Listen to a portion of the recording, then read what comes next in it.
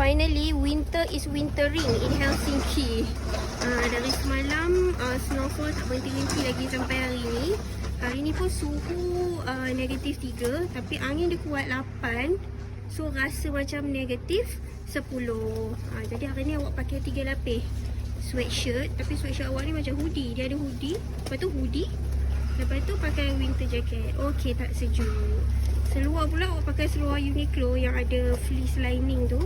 Lepas itu pakai boot sampai lutut. Jadi tak sejuk lah. Nice. Lepas tu sarung tangan lah.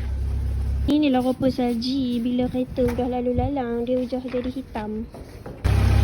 Berada jentolak ni pun tak berhenti bekerja sebab dia kena tolak salji-salji yang ada dekat jalan utama.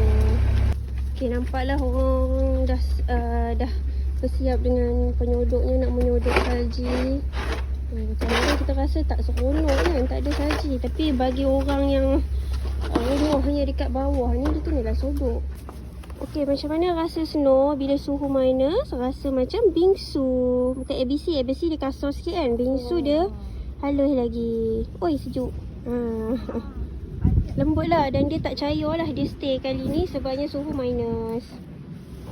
And teruslah nak review sarung tangan ni. Dia luar dia material ini, dalam bulu Sherpa.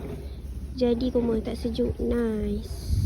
Satu benda yang kita perlu ingat tentang snowfall ni, bila snowfall tu, kalau nak tangkap gambar terus je. Kalau nak rekod terus je. Jangan tangguh-tangguh. Sebabnya kita tak tahu bila dia akan turun lagi. Mungkin dalam forecast kata esok ada, lusa ada. Tapi esok cerita esok. Hari ni cerita hari ni. Terus je. Jangan tunggu-tunggu lagi. Sebabnya takut kecewa.